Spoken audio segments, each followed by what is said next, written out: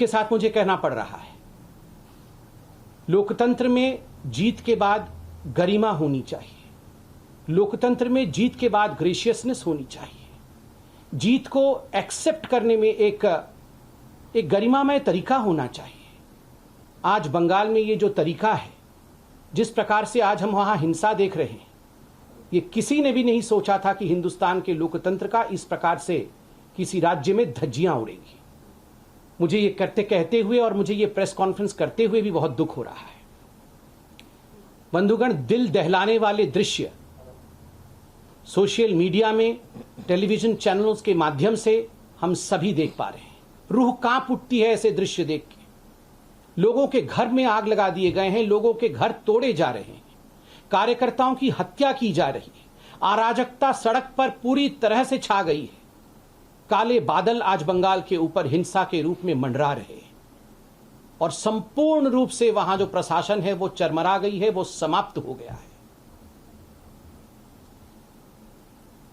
हमारे कार्यकर्ता हर मिनट हर घड़ी हमारे नेताओं को फोन कर रहे हैं और एक ही गुहार है, हमें बचा लीजिए, हमें बचा लीजिए। हमारे घरों को, हमारे घर वालों को मारा जा रहा है, हमारे साथ हिंसा हो रही है, हमें बचा लीजिए। सबका एक ही गुहार है।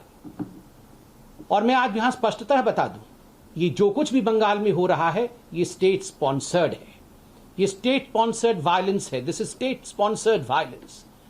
ये प्रशासन द्वारा स्पॉन्सर्ड हिंसा है, अराजकता है, आगजनी है, बलात्कार है, क्रूरता है। क्या दोष था उन लोगों का जिन लोगों ने एक अलग विचारधारा को चुनने की कोशिश की? बंधुगण, बंगाल में 2.28 करोड़ 2 करोड़ 28 लाख बंगालियों ने, हमारे साथियों ने हमें वोट दिया है। क्या उनका अधिकार नहीं है कि वो अपने नैतिकता के हिसाब से, अपने विवेक के हिसाब से किसी पॉलिटिकल पार्टी या किसी विचारधारा को चुने? उनको कौन बचाएगा? क्या ममता जी की सरकार, क्या बंगाल की टीएमसी की सरकार, क्या वहां की प्रशासन इनके प्रति निष्ठुर रहेगी? क्या इन 2.28 करोड़ बंगालियों का कोई डेमोक्रेटिक, कोई लोकतांत्रिक अधिकार नहीं? मैं आज सवाल पूछता हूं, क्या गलती थी श्री अभिजीत सरकार की, जो बेलाघाट से आते थे, जिनको मौत के घाट उतार दिया गया? क्या गलती थी श्रीमती शोभा रानी मंडोल की, जो जगदल से आती हैं और उनका कसूर सिर्फ इतना है कि वो एक मां थी, एक भारतीय जनता पार्टी के बूथ कार्यकर्ता की। उनका बेटा बूथ में हमारे बूथ एजेंट के नाते काम करता था, इसलिए कल उनको मार मार के मौत के घाट उतार दिया। क्या गलती थी शोभा रानी जी की? क्या गलती थी उत्तम घोष की, जो रानाघाट से आते हैं, उनको घसीट घसीट के मार दिया गया? क्या गलती थी होरोम अधिकारी की, जो सोनापुर दक्षिण से आते हैं, उनकी हत्या की गई? क्या गलती थी मोमिक मोइत्रा की, जो सीताकुची से आते हैं, जो आज वो हमारे बीच में नहीं है? और क्या गलती थी गौरव सरकार की, जो बोलपुर के सदस्य थे, बोलपुर से भारतीय जनता पार्टी के सदस्य थे, उनको मौत के घाट उतार दिया गया? मैं खुद व्यक्तिगत रूप से सोशल मीडिया में श्री अजीत सरकार के पोस्ट को फॉलो कर रहा था, जैसे तमाम हिंदुस्तान फॉलो कर रहा था। अजीत सरकार मरने से पहले उन्होंने पूरा डिस्क्रिप्शन दिया है उनके घर के साथ क्या किया गया। उनके घर के अंदर टीएमसी के गुंडे घुस आते हैं। ये जो अजीत सरकार है, ये कुत्तों के प्रति बड़ी इनकी आसक्ति रही है।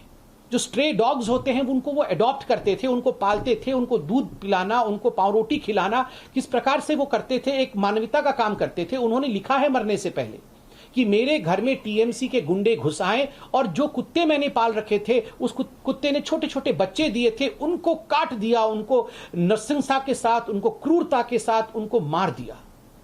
उसके बाद उनके घर में आग लगाई गई और बाद में सड़क में खींच करके उनको लिंचिंग करके बीच सड़क में टीएमसी के गुंडों ने मौत के घाट उतारा। उनकी गलती सिर्फ इतनी थी कि उन्होंने भारतीय जनता पार्टी के लिए काम करने को स्वीकार किया था। बंधुगण, आज इन्हीं सभी विषयों को ध्यान में रखते हुए जिस प्रकार की क्रूरता बंगाल में हो रही है, भारतीय जनता पार्टी के राष्ट्रीय अध्यक्ष आदरणीय श्री जेपी नड्डा जी आज खुद बंगाल जा रहे हैं और सभी कार्यकर्ताओं से हमें अपील है, आप बिल्कुल ना घबराएं। संगठन, पार्टी एकमुश्त होकर आपके साथ खड़ी है। पार्टी के अध्यक्ष अर्थात स्वयं पार्टी आज आपके साथ खड़ी रहेगी, आपके घर पर आएगी, आपसे अध्यक्ष जी मिलेंगे, आपके दुख और सुख के बेला में, आपके दुख और सुख के बेला में हम एकजुट होकर लोकतंत्र को बचाने का कार्य करेंगे। और मैं याद दिलाऊं, ये वही जेपी नड्डा जी हैं, ये वही हमारे अध्यक्ष हैं जिनके ऊपर ममता जी की क्रूरता उस समय भी हमने देखा था जब डायमंड हार्बर जाते समय उनके ऊपर पत्थरों की बौछार हुई थी। वो तो ईश्वर का और मां काली का शुक्र है कि उनकी जान बच गई थी। मगर आज हमारे अध्यक्ष जी, भारतीय जनता पार्टी, समूचे रूप से भारतीय जनता पार्टी के जो कार्यकर्ता हताहत हो रहे हैं, जो हिंसा को सह रहे हैं, हम आपके साथ खड़े होंगे। बंधुगण, एक बात मैं कहना चाहूंगा, ये प्रायोजित हिंसा है, ये संयोग नहीं, ये प्रयोग है।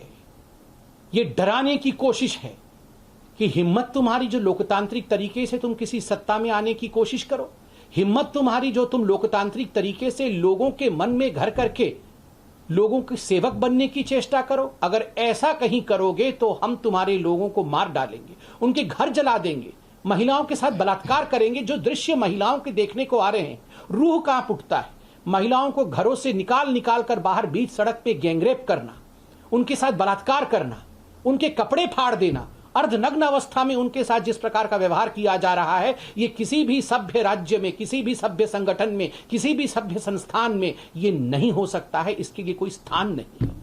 मैं ममता जी से अपील करना चाहूंगा, ममता जी आप जीती हैं, उसके लिए बधाई सबने दिया है आपको, जीत में गरिमा।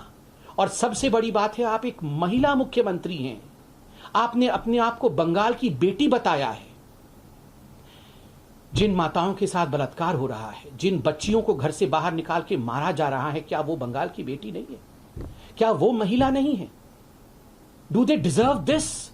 क्या उनके साथ इस प्रकार का व्यवहार होना चाहिए? ममता जी, आप अपने दिल के अंदर झांक करके देखें, एक बार अपने दिल से पूछे कि उन माताओं ने क्या गलती की थी। सिर्फ इतनी गलती की थी कि उन्होंने भारतीय जनता पार्टी को वोट किया। बंधुगण, मैं यह भी पूछना चाहूंगा ममता जी की पार्टी से, और मैं इसलिए कह रहा हूं कि यह संयोग नहीं प्रयोग है, यह प्रायोजित है, क्योंकि ममता जी के उस भाषण को जरूर सुनाइए। चुनाव से पहले ममता जी ने भाषण देते हुए कहा था, एक दिन ऐसा भी आएगा, यह चुनाव तो समाप्त हो जाएगा, चुनाव समाप्त होने के बाद सीआरपीएफ भी अपने घर चली जाएगी, चलो थोड़े दिन रुक भी जाएगी, उसके बाद तो घर चली जाएगी, मगर उसके बाद का समय हमारा होगा, उसके बाद का समय टीएमसी का होगा, हम भी देखेंगे उसके बाद क्या होगा, हम भी देखेंगे। ममता जी, कभी भी जो सेवक होता है वो इस प्रकार नहीं कहता है। आज पूरा हिंदुस्तान, पूरा विश्व देख रहा है बंगाल में क्या हो रहा है, और शांति की अपील भी आप इस प्रकार करती है। शांति की अपील में भी अशांति। शांति की अपील में आप कहती हैं कि हमारे साथ तो बीजेपी वालों ने अत्याचार किया, सीआरपीएफ वालों ने अत्याचार किया, मगर चलो आप लोग ऐसा मत करो। ये कोई शांति की अपील है? ये शांति में भी जहर घोलने की चेष्टा है। कहीं ना कहीं आप इंगित कर रही हैं कि जो हो रहा है वो सही हो रहा है। बंधुगण, अंत में मैं इतना ही कहना चाहूंगा कि ये जो टीएमसी पार्टी है, आपको याद होगा, कहीं भी कुछ घटना घटती थी तो ये डेलीगेशन भेजती थी।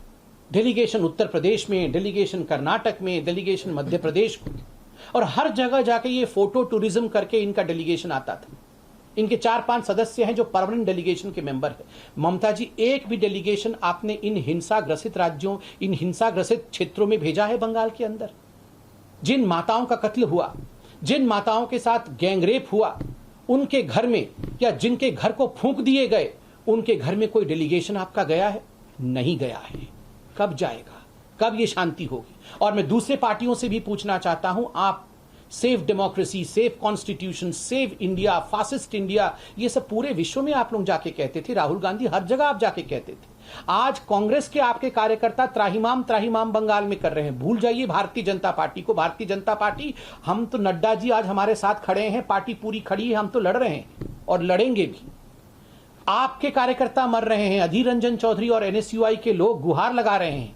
एक ट्वीट आपका नहीं होता है, आप जगते नहीं, बस सिर्फ इसलिए क्योंकि आपको सैडिस्टिक प्लेजर मिल रहा है।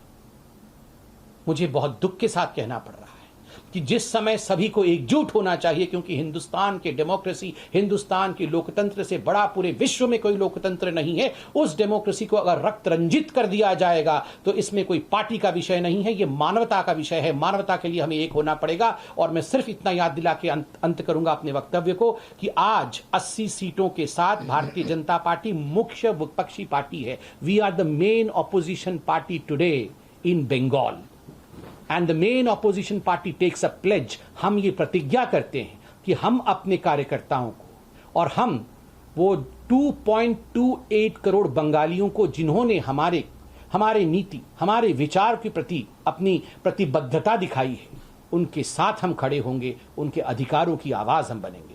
धन्यवाद मित्रों।